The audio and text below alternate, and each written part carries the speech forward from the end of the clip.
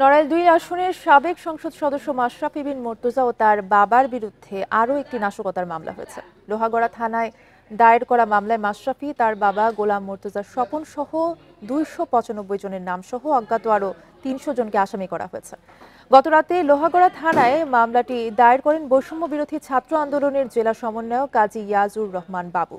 এজাহারে উল্লেখ করা হয়, ৪ আগস্ট বৈষম্য বিরোধী ছাত্র আন্দোলন চলাকালে লোহাগড়ার সিএনবি চৌরাস্তা মোড়ে ছাত্র জনতার উপর হামলা করেন অভিযুক্তরা।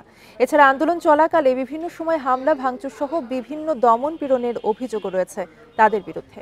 এর আগে ১০ সেপ্টেম্বর নড়াইল থানায় মাশরাফি ও তার বাবা সহ ৯০ জনের বিরুদ্ধে নাশকতার মামলা করেন সদর উপজেলা বিএনপির সদস্য সচিব শেখ মোস্তফা আল মুজাহিদুর রহমান পলাশ।